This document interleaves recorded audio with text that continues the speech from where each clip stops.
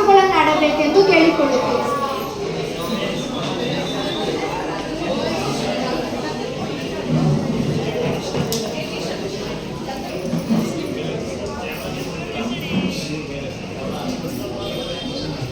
ಮುಖಾಮುಖಿಯಾಗಿ ಆ ಮಾತನ್ನ ಕೇಳಿಸಿಕೊಳ್ಳೋ ಪರಿಸ್ಥಿತಿಯಲ್ಲಿ ನಿಮ್ಮ ಭಂಗಿಗಳೇ ಇರೋದಿಲ್ಲ.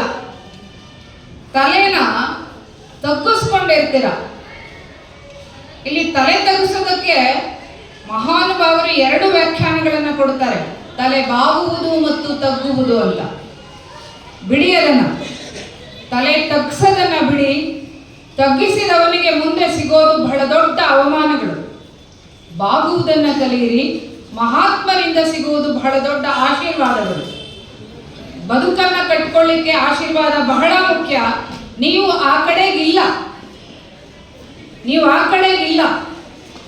ನಿಮಗಿಂತ ವಯಸ್ಸಿನಲ್ಲಿ, ನಿಮಗಿಂತ ಜ್ಞಾನದಲ್ಲಿ, ನಿಮಗಿಂತ ಸ್ಥಾನಮಾನದಲ್ಲಿ ಬಹಳ ಎತ್ತರಕ್ಕೆ ಬೆಳೆದು ಬದುಕಿನಲ್ಲಿ ಯಶಸ್ಸನ್ನ ಕಂಡು ನಿವೃತ್ತಿ ಜೀವನ ಅನುಭವಿಸ್ತಾ ಇರುವಂತಹ ಒಬ್ಬ ಮಹಾನ್ ವ್ಯಕ್ತಿ ನಿಮ್ಮ ಮುಂದೆ ನಿಂತ್ರೆ ನೀವು ಅವರನ್ನು ನೋಡೋದು ಬಿಟ್ಟು ನೀವೇನನ್ನು ನೋಡ್ತಾ ಇದ್ರಿ ಅಂತ ನಾವು ಹೇಳಲ್ಲ, ನಿಮ್ಮನ್ನು ನೀವೇ ಕೇಳಿ.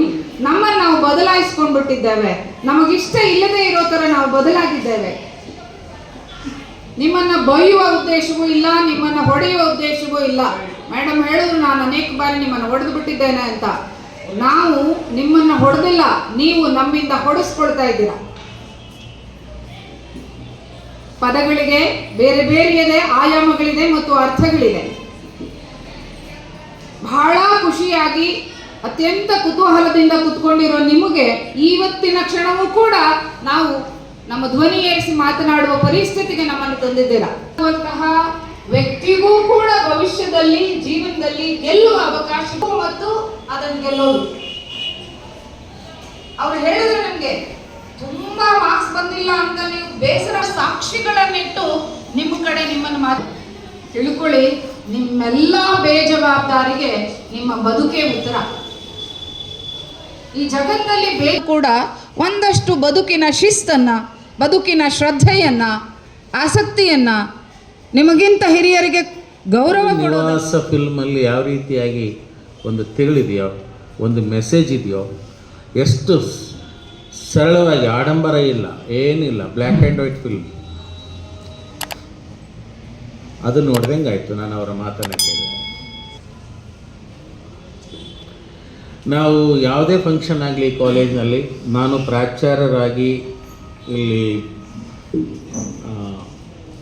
ಪ್ರಮೋಷನ್ ಅಂದರೆ ನಾನು ಈ ಪ್ರಾಚಾರ್ಯರಾಗಿ ಕೆಲಸಕ್ಕೆ ಸೇರಿಕೊಂಡಾಗಂದ ನನಗೆ ಎಷ್ಟು ನನ್ನ ವ್ಯಾಪ್ತಿಯಲ್ಲಿ ಬರುವಂಥ ಎಷ್ಟೇ ಕಾರ್ಯಕ್ರಮಗಳು ನಡೆದರೂ ಕೂಡ ನಾನು ಮುಖ್ಯ ಅತಿಥಿಗಳನ್ನು ಆಯ್ಕೆ ಮಾಡೋದು ನಿಮಗೋಸ್ಕರ, ಈ ವೇದಿಕೆಗೋಸ್ಕರ ಅಲ್ಲ. ನಿಮಗೋಸ್ಕರ ಅಂದರೆ ನಿಮಗೆ ನಿಮ್ಮ ಅಟ್ಲೀಸ್ಟ್ ನಿಮಗೆ ಒಂದು ಉಪಯೋಗ ಆಗಲಿ ಅವ್ರ ಮಾತುಗಳಿಂದ ಅಂತ. ಇಲ್ಲಿ ಅನೇಕ ಸಾಹಿತಿಗಳು ಬಂದೋಗಿದ್ದಾರೆ, ಅನೇಕ ಬರಹಗಾರರು ಬಂದೋಗಿದ್ದಾರೆ ಈ ವೇದಿಕೆ ಮೇಲೆ. ಡಾಕ್ಟರ್ ಸವಿತಾ ನಾಗಭೂಷಣ್ ಆಗಿರ್ಬೋದು, ದೀಪಾ ಯರಗುತ್ತಿ ಆಗಿರ್ಬೋದು, ಎ ವಿ ನಾರಾಯಣ ಅವರಾಗಿರ್ಬೋದು, ತುಂಬ ಆರ್ ಡಿ ರವಿಕುಮಾರ್ ಅಂತ ಹೇಳ್ಬಿಟ್ಟು ನನ್ನ ಒಳ್ಳೆಯ ಪತ್ರಕರ್ತರು ಕೂಡ, ಅವರು ಕೂಡ. ಯಾಕೆ ಅವರನ್ನು ನಾನು ಮುಖ್ಯ ಅತಿಥಿಗಳನ್ನು ನಿಮಗೆ ಈ ಥರ ತುಂಬ ಆಯ್ಕೆಯಲ್ಲಿ ನಾನು ವಿಶೇಷತೆಯನ್ನು ಕಾಣ್ತೀನಿ ಅಂದರೆ ನಿಮ್ಮ ಜೀವನ ಹಸನಾಗಲಿ ಅಂತ. ಅಟ್ಲೀಸ್ಟ್ ನಿಮ್ಮಲ್ಲಿ ಅವರು ಹೇಳಿರುವಂಥ 4-5 ಮಾತುಗಳು ನಿಮ್ಮ ಜೀವನದಲ್ಲಿ ರೂಢಿಸ್ಕೊಂಡ್ರೆ ಸಾಕು, ಈ ವೇದಿಕೆಗೆ ಒಂದು ಅರ್ಥ ಸಿಗುತ್ತೆ. ಪ್ರಾಮಾಣಿಕತೆಗಿಲ್ಲ, ನಿಷ್ಠೆಗಿಲ್ಲ. ಅವ್ರು ಹೇಳ್ತಾಯಿದ್ರು, ಏನೇ ಮಾಡಿದರೂ ಕೂಡ ನೀವು ಪ್ರಾಮಾಣಿಕವಾಗಿ ಕೆಲಸ ಮಾಡಿ ಅಂತ. ನಿಷ್ಠೆಯಿಂದ ಇರಿ, ನೈಜವಾಗಿರಿ, ಏನಿದೆಯೋ ಅದನ್ನೇ ಹೇಳಿ, ಅದನ್ನೇನಿದೆಯೋ ಅದನ್ನು ಅದೇ ಥರ ಯಥಾವತ್ತಾಗಿ ಏನಿದೆಯೋ ಹಾಗೇ ಹೇಳಿ. ನ್ಯಾಯ ಅನ್ನೋದನ್ನು ನ್ಯಾಯ ಅಂತ ಹೇಳಬೇಕು, ಅನ್ಯಾಯ ಅನ್ನೋದನ್ನು ಅನ್ಯಾಯ ಅಂತ ಹೇಳಬೇಕು. ಅನ್ಯಾಯ ಇದ್ದಾಗ ಮೌನವಾಗಿರೋದು, ನ್ಯಾಯವಿದ್ದವಾಗಲೂ ಕೂಡ ಮೌನವಾಗಿರೋದು ಅದು ಮನುಷ್ಯನ ಗುಣವಲ್ಲ. ಅವರು ಒಂದು ಆಕಾಶ್ ಬುಟ್ಟಿ ಅಂತ ಒಂದು ಪುಸ್ತಕ ಬರ್ತಾರೆ, ತೋರಿಸ್ತೀನಿ. ನಾನು ಯಾಕೆ ಈ ಪುಸ್ತಕನ ತರಿಸಿದೆ ಅಂತಂದರೆ, ನಮ್ಮನ್ನು ಎಲ್ಲರ ಸಮ್ಮುಖದಲ್ಲಿ ಇದನ್ನು ಆಫೀಸಲ್ಲಿ ಕೊಟ್ಟರು ನಮಗೆ. ಅದು ನನಗೆ ಕೊಟ್ಟರು, ಇದನ್ನು ಓದಿ ಸರ್ ಅಂತ.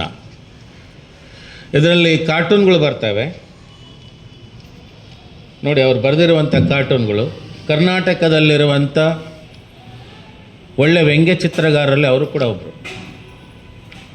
ಇವರೆಲ್ಲ ಅವರು ಬರೆದಿರ್ತಕ್ಕಂಥದ್ದು ವ್ಯಂಗ್ಯ ಚಿತ್ರಗಳು. ಒಂದು ವ್ಯಂಗ್ಯ ಚಿತ್ರ ಬರೀಬೇಕಾದ್ರೆ ಅವ್ರ ಕಲ್ಪನಾ ಶಕ್ತಿ ಹೇಗಿರ್ಬೋದು. ಒಂದು ವ್ಯಂಗ್ಯ ಚಿತ್ರ ಸಾವಿರಾರು ಪುಟಗಳ ಕತೆ ಹೇಳುತ್ತೆ.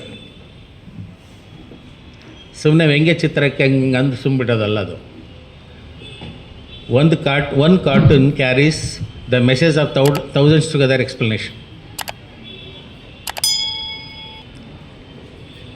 ಅಲ್ವಾ?